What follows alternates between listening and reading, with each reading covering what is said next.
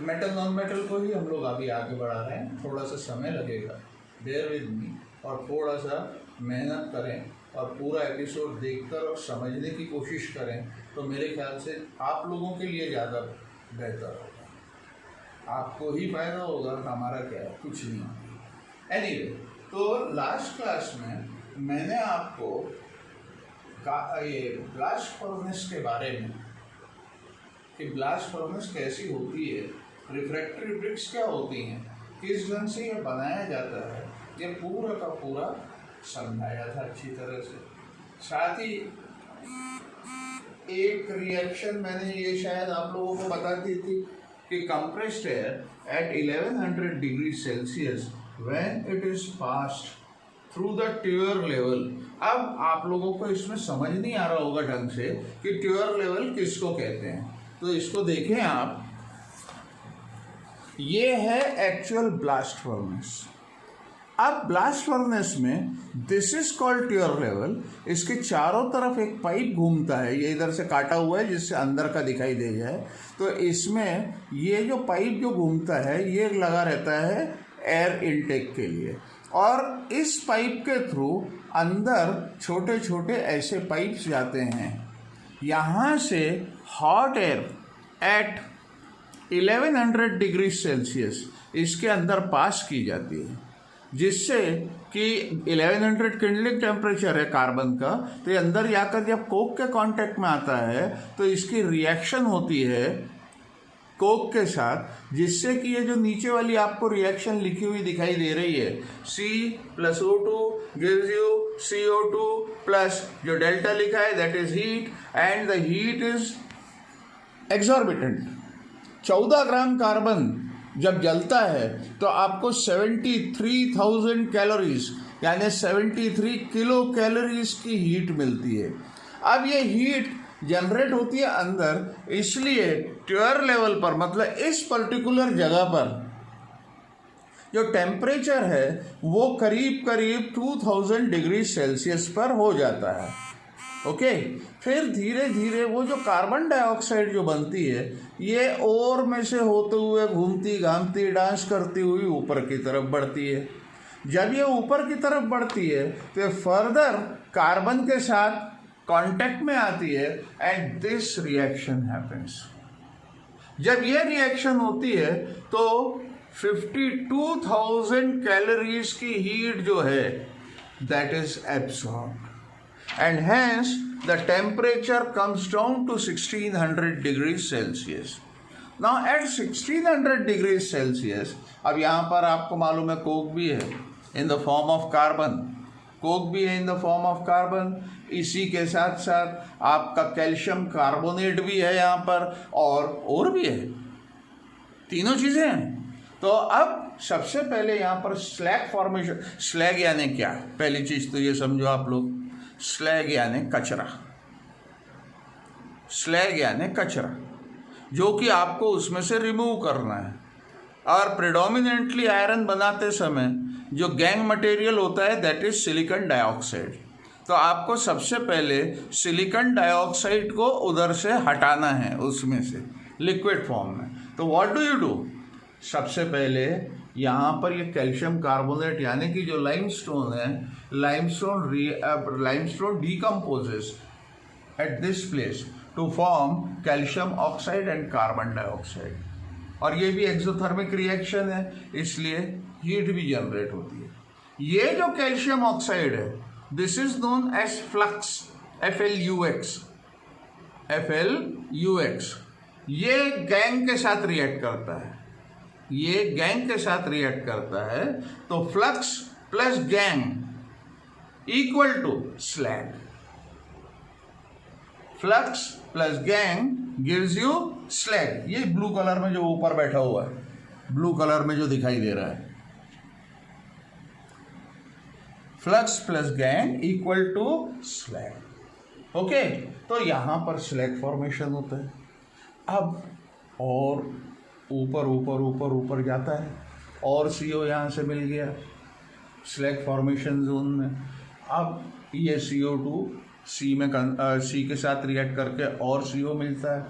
अब ये जब ऊपर बढ़ता है तो ये रिडक्शन जोन, रिडक्शन जोन में it reacts with the mineral Fe2O3 reacts with carbon monoxide to give you iron plus again carbon dioxide is evolved. This iron which is formed here is known as sponge iron. Sponge SPONGE, जैसे आपका घर का वो sponge रहता है ना जिससे आप पोछा वोछा करते हो, उसके अंदर बीच बीच में छेद रहता है, रहते हैं या नहीं, तो उसी ढंग से यहाँ पर जो ओर रहता है मोल्टन स्टेट में तो आ गया, इतने ज़्यादा टेम्परेचर में फ्यूजन स्टेट में आ गया है। अब वो फ्यूजन स्टेट में क्या होता है कि उसके अंदर का जब ये ऑक्सीजन निकलता है तो जो आयरन बचता है वो उसमें बारीक बारीक बारीक बारीक छेद रहते हैं, एज इफ आप एक कोई स्पॉन्ज देख रहे हो, इसलिए इसका नाम होता है स्पॉन्ज आयरन। अब ये sponge iron being heaviest of all the material which has been kept here, वो धीरे धीरे नीचे नीचे परकोलेट होता है गैप्स के अंदर से, और वो परकोलेट होकर वो जो स्पॉन्ज आयरन है यहाँ तक जब पहुँचता है तब तक वो पूरी तरह से मोल्टन स्टेट में आ जाता है, और मोल्टन स्टेट में आ जाता है उसकी डेंसिटी बढ़ जाती है, डेंसिटी बढ़ जाती है तो नीचे जाकर यहाँ पर बैठ जाता है। स्लैग जो यहाँ पर बना वो भी मोल्टन स्टेट में, लेकिन it is lighter than iron, hence ये इसके ऊपर ब्लू कलर में जो आपको दिखाई दे रहा है ये इसके ऊपर जाकर बैठ जाता है। इसके बहुत सारे फायदे हैं। सबसे पहला, it is a very bad conductor of heat. तो being bad conductor of heat, यहाँ की जो हीट है जो यहाँ पर जनरेट हो रही है हॉट एयर तो कंटिन्यूस पास होती रहती है, तो हॉट एयर यानी कि ऑक्सीजन के साथ अगर Fe अगेन रिएक्ट करेगा तो Fe2O3 बन जाएगा, फिर कुछ नहीं, हाथ में कुछ नहीं आया, ये वाली प्रॉब्लम हो जाएगी। तो इसलिए ये एक बफर जोन का काम करता है जिससे कि यहाँ की हीट यहाँ नहीं जाए और ये जो हीट है ये भी रिटेन रहे जिससे कि ये मोल्टन स्टेट में ही रहे। तो मोल्टन आयरन, उसके ऊपर स्लैग, और इस ढंग से नीचे नीचे आते रहता है। ओके, जितनी ज़रूरत पड़ती है और चार्जेस के अंदर डालते जाते हैं। इस ढंग से कंटिन्यूस बरसों तक ये ब्लास्ट फर्नेस चलती रहती है। अब इसका क्या करते हैं आयरन का, इसके बारे में बात आपको दिख रहा होगा यहाँ पर एक आउटलेट, दिस आउटलेट, ये जो आउटलेट है, ओके, ये आउटलेट रिफ्रैक्टरी मटेरियल पाउडर से भरा हुआ रहता है, फिट। उसकी वजह से आयरन बाहर नहीं निकलता। ऑब्वियसली जब तक पूरा नहीं बन जाएगा बाहर निकाल कर करोगे क्या। तो ये जब करीब करीब जितना जरूरी है उतना भर जाता है तो फिर इस होल को किया जाता है, खोला जाता है ऑक्सीजन लेंसिंग से। What is oxygen lensing? Copper के आधा इंची वाले पाइप रहते हैं, लंबे, मतलब पूरा ये समझ के चलो कि करीब करीब 10 मीटर, मतलब 30 फीट की लंबा पाइप, हॉलो पाइप का कॉपर का, उसको ऑक्सीजन के सिलेंडर से लगा दिया जाता है और लगाकर दूर खड़े रहना पड़ता है, नहीं तो यहाँ पर इतना मोल्टन इतने टेम्परेचर में जरा सा कुछ हो जाए तो आदमी तो वहीं निपट जाए पूरी तरह से। इसलिए 10 मीटर जो मैं बोल रहा हूँ वो इसीलिए बोल रहा हूँ कि कम से कम 30 फुट दूर पर खड़े रहना है इधर, और वहाँ से वो जो ऑक्सीजन का वो जो कॉपर का पाइप है उसको यहाँ तक पहुँचाया जाता है और फिर सिलेंडर खोल दिया जाता है। तो वो जो ऑक्सीजन है वो ऑक्सीजन जाकर यहाँ पर लगती है।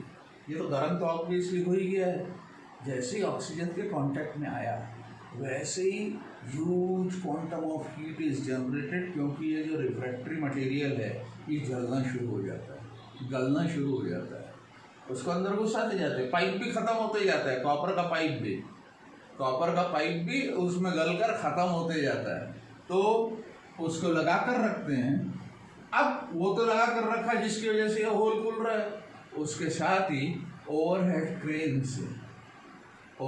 क्रेन से एक लैडल आपकी बाल्टी नहाने की उस टाइप की लेडल, लेकिन वो लेडल जो रहती है वो कम से कम 5 टन की रहती है, मतलब उसमें 5 टन 4 टन मटेरियल आ सकता है। वो लेडल इस ढंग से होती है।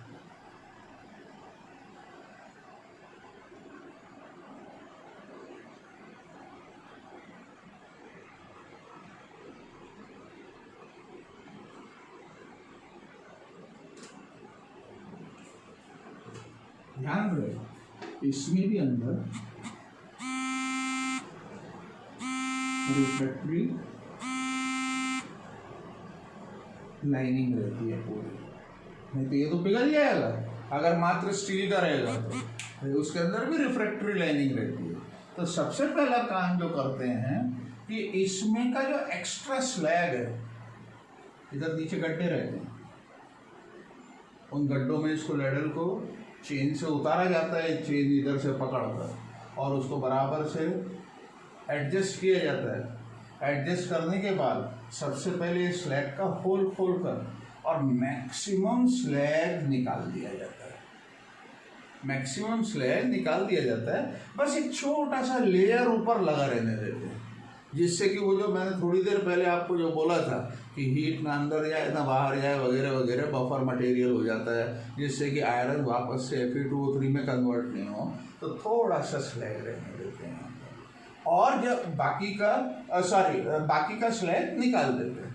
उसके बाद फिर एक ये लेडल लाते हैं, इधर रखते हैं और इधर रखकर ऑक्सीजन लेंसिंग से इसका मुंह खोलते हैं और मुंह खोलकर ये जितना भी आयरन यहाँ पर है ये आयरन उसके अंदर उतार देते हैं, ये होल खोलने के बाद। और उसके साथ साथ नीचे तो आयरन उतार ही दिया, ये लेडल के टॉप पर थोड़ा सा जो बचा हुआ स्लैग है उसको भी ऊपर एक लेयर बना देते, जिससे कि अंदर की हीट डिसिपेट नहीं हो एटमॉस्फेयर को और वो सॉलिडिफाई होना चालू नहीं हो जाए दिया।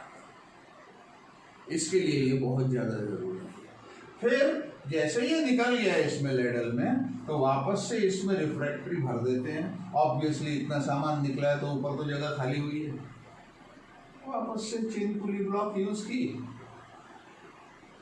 वापस से चेन पुली ब्लॉक यूज किया और वापस से चार्ज भर दिया। This is the chain pulley block just. ये आपको दिखाई दे रहा होगा कप एंड कोन अरेंजमेंट, और ये चार्ज के लिए हॉपर और ये कप एंड कोन अरेंजमेंट। तो इसको ऊपर खींचकर यहाँ पर फिट कर देते जिससे कि गिरेगी नहीं, और जब आपको इसमें से चार्ज अंदर डालना है इसको नीचे कर दिया तो ये जगह खुल गई, उस जगह में से चार्ज अंदर आ गया। आई होप आप लोगों को ये वाली चीज़ समझ में आ गई होगी। ये जो आयरन इसमें से निकलता है, इस आयरन को कास्ट आयरन या पिग आयरन कहा जाता है। पिग आयरन इसलिए क्योंकि उसका कलर सुअर की स्किन के जैसा रहता है, इसलिए उसको पिग आयरन कहा जाता है। पिग आयरन या कास्ट आयरन ना, ये जो पिग आयरन या कास्ट आयरन होता है, it contains about 3% carbon, because of which it can be used for specific purposes only. Why? Because it is very brittle. आप कास्ट आयरन का एक टुकड़ा लो और उसके ऊपर बड़ा हथौड़ा जोर से मारो, it will क्रैक हो जाएगा।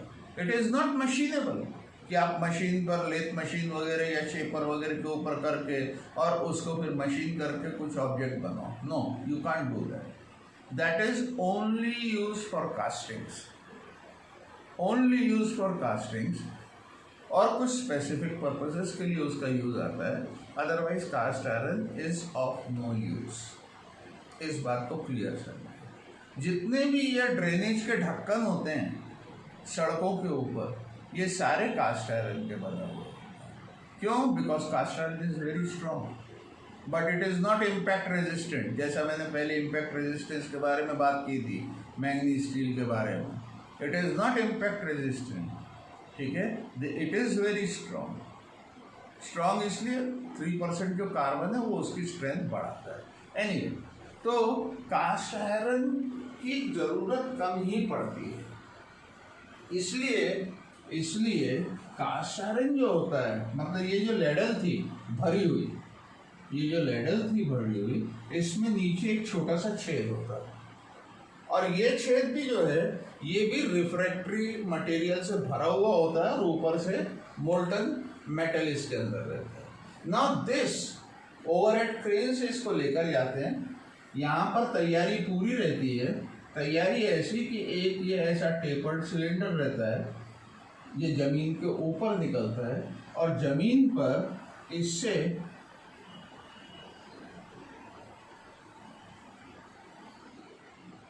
ऐसे स्ट्रक्चर रहते हैं।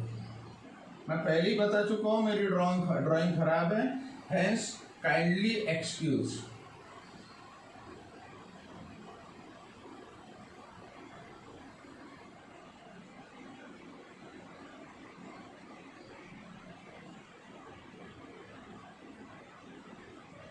इस ढंग का कुछ जमीन के ऊपर बिछाया हुआ रहता है। ये क्यूबॉइडल होते हैं, क्यूबॉइडल ब्लॉक्स, जो कि रिफ्रैक्टरी ब्रिक से ही बनते हैं, और बीच में एक ये इनलेट बनी रहती है जमीन के ऊपर।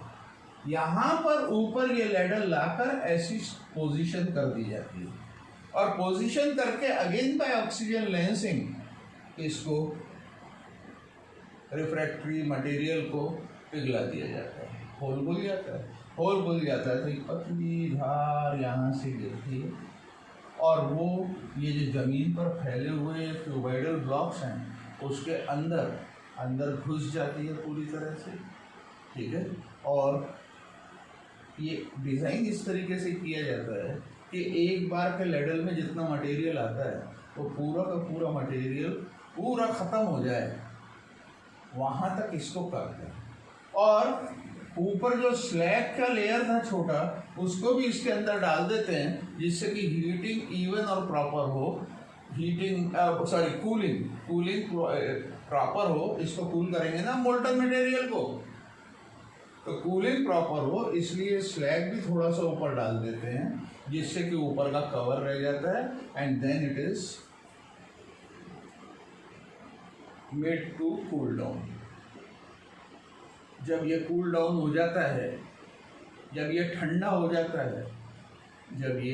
हो जाता है, तो हथौड़ी से सारे जितनी भी ये रिफ्रैक्टरी मटेरियल है जिसके अंदर इसकी कास्टिंग की हुई है, उनको सबको तोड़ दिया जाता है। और तोड़ने के बाद आपको कास्ट आयरन के क्यूबॉइडल ब्लॉक्स इसके अंदर मिलते हैं। आप लोगों ने कभी लॉन्ग ड्राइव पर कभी गए हो या एक शहर से दूसरे शहर गए हो, तो आपने देखा होगा कि कुछ ट्रकों के अंदर ऐसी बड़ी इतनी लंबी ऐसी, आप लोग लोहे की बोलते हो उसको, वो वहाँ पर स्टील की और लोहे की भी कास्ट आयरन का भी रहता है। ऐसी आपको बड़ी क्यूबॉइडल ब्लॉक्स मिलते होंगे जो पड़े रहते होंगे ट्रक के अंदर, और एक जगह से दूसरी जगह पर ट्रांसफ़र किए जा रहे होते हैं। ओके, या अभी तक नहीं देखा हो तो आगे कभी ऑब्जर्व करना है इस चीज़ को। ओके, उनको कहा जाता है बिलेट्स।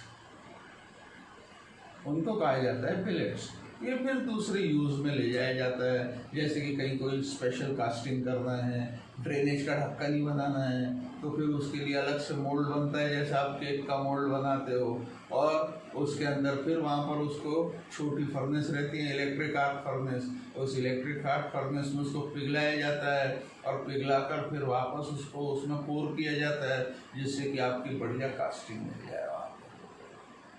इस तरीके से होता है, लेकिन ये बहुत कम किया जाता है, क्योंकि कास्ट आयरन की रिक्वायरमेंट जो है वो बाकी चीज़ों के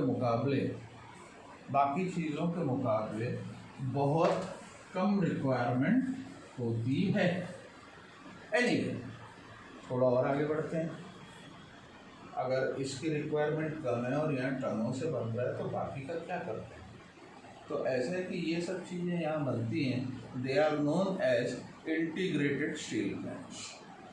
तो ये जो कास्ट आयरन, इसका करते क्या है? देखिए, कास्ट आयरन का यूज़ बहुत कम है, हर जगह काम नहीं आ सकता, और कास्ट आयरन की प्रॉपर्टीज़ भी ऐसी हैं, जैसे कि अभी मैंने बताया था कि इट इज़ ब्रिटल, टूट जाएगा। ठीक है, आप लोगों ने कभी, जिसको आप लोग लोहा बोलते हो, उसको कभी ऐसा हथौड़ी से टूटते हुए देखा है क्या? नहीं। क्यों? क्योंकि वो लोहा है ही नहीं, कि जो भी चीज़ें जो आप यूज़ करते हो और जिसको आप लोहे की बोलते हो, इट इज़ नॉट लोहा, it is not iron, it is steel, and steel is an alloy. What is an alloy? An alloy is a homogeneous mixture of two or more than two different substances. जैसे iron के बहुत सारे alloys होते हैं, हजारों alloys होते हैं, aluminium के एलॉयज होते हैं। आप जो सामान यूज़ करते हो, जैसे अगर आप बोलते हो कि आपका ये जो प्रेशर कुकर है ये एल्यूमिनियम का है, it is not of aluminium, it is N alloy of aluminium. क्योंकि एल्यूमिनियम अपने आप में प्योर इतना सॉफ्ट होता है कि वो कभी भी ब्लास्ट हो सकता, कुछ भी हो सकता है अगर उसका कुकर बनाओगे तो, क्योंकि प्रेशर नहीं झेल पाएगा, स्ट्रेंथ नहीं है उसमें, इसलिए that is an alloy of aluminium. आप जो पीतल बोलते हो, it is an alloy of copper and zinc. आप जो कांसा बोलते हो, जिसको ब्रॉन्ज बोलते हैं, that is an alloy of copper and tin. ये किसी भी मेटल की प्रॉपर्टीज को, जो अपनी रिक्वायरमेंट है उस हिसाब की प्रॉपर्टीज को एनहेंस करने के लिए उसमें कुछ चीज़ें मिक्स की जाती हैं, तो ये उस चीज़ के एलॉय बन जाते हैं। फॉर एग्जाम्पल कॉपर के एलॉयज, कॉपर के एलॉयज अगर आप बोलोगे तुरंत आपके दिमाग में दो चीज़ें आएंगी, ब्रास एंड ब्रॉन्ज। कॉपर के एलॉय, गॉट इट। एल्यूमिनियम का एलॉय अगर आप बोलोगे तो ड्यूरोल्यूमिन और एक और होता है, अभी मैं याद करके बता दूँ, ठीक है। उसी ढंग से आयरन के जो एलॉयज होते हैं वो तो सैकड़ों हजारों होते हैं, उनकी तो बात छोड़ो, प्रॉपर्टी के हिसाब से क्या करना क्या नहीं। जैसे for example stainless steel, stainless steel लोहा बेस है, iron is only base, it contains chromium and निकल into it. Chromium to prevent corrosion, nickel for anti-magnetic properties, non-magnetic properties। तो एलॉयज बिल्कुल अलग होते हैं। तो होता क्या है, इंटीग्रेटेड स्टील प्लांट्स में सब कुछ वहीं बनता है, हर तरीके का स्टील भी वहीं बनता है। ब्लास्ट फर्नेस से लोहा बना लिया आपने, कास्ट आयरन बना लिया। अब कास्ट आयरन बनाने के बाद, कास्ट आयरन बनाने के बाद कास्ट आयरन ज़्यादा काम आता नहीं है, तो क्या करते हैं, वहीं पर उसकी एलॉइंग करते हैं, प्यूरीफाई भी करते हैं। कार्बन कंटेंट कम चाहिए अपने को, नहीं तो ब्रिटलनेस जो है वो जाएगी नहीं, तो प्यूरीफाई करते हैं और फिर उसकी एलॉइंग करते हैं, दूसरा मटेरियल उसमें मिक्स करते हैं, तब जाकर आपको डिफरेंट टाइप ऑफ स्टील्स मिलते हैं। स्ट्रक्चरल स्टील अलग होता है, टूल स्टील अलग होता है, स्टेनलेस स्टील अलग होता है। इस ढंग से अलग अलग एलॉइंग करके अलग अलग टाइप के स्टील्स बनाए जाते हैं इंटीग्रेटेड स्टील प्लांट्स। तो मैंने आपको क्या था, प्यूरिफिकेशन की बात की अभी आपसे। So the purest form of iron, the purest form of iron is known as wrought iron.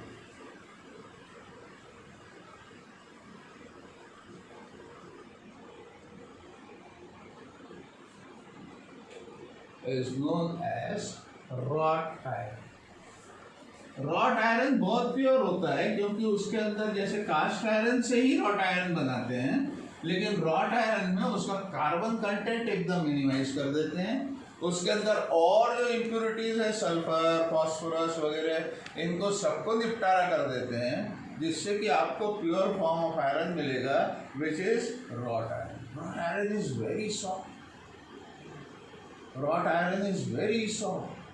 Wrought iron ऐसा होता है कि आपकी क्लास के सबसे दुबले पतले कमजोर बच्चे के हाथ में भी अगर आधा इंच की रॉट आयरन की रॉड थोड़ी लंबी पकड़ा दी जाए तो वो उसको मोड़ सकता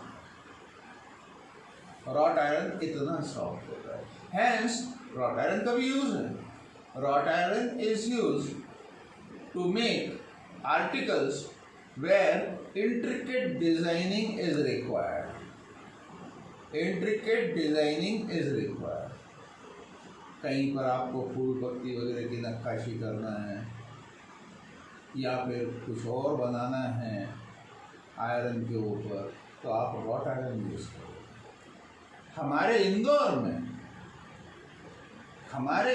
में अगर आप लोगों ने लाल बाग पैलेस देखा होगा, तो लाल बाग पैलेस का जो मेन गेट है, वो मेन गेट रॉट आयरन से बना हुआ है।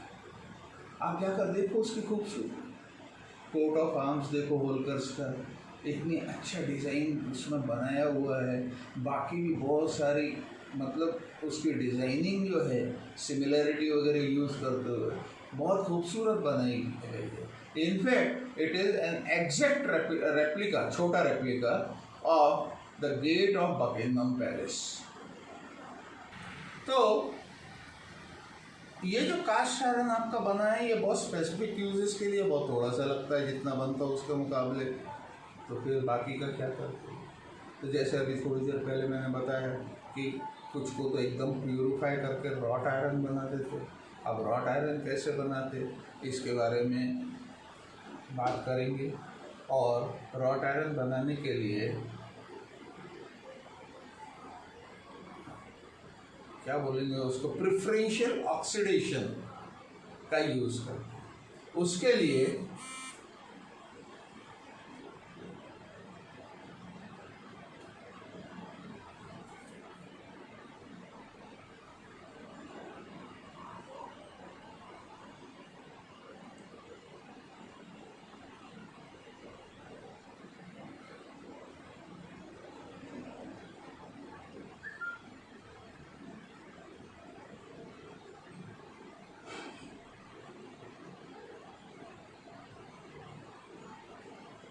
ड्राइंग के लिए मुझे एक्सक्यूज़ करें।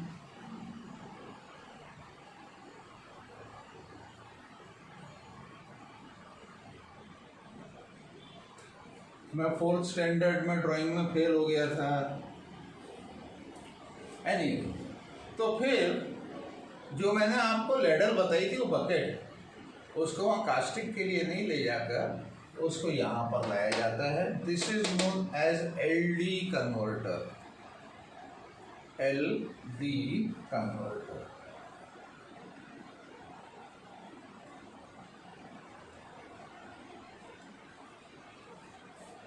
ना यहाँ पर लाते हैं उसको शॉप फ्लोर पर और पूरा मटेरियल इसमें उतार देते हैं।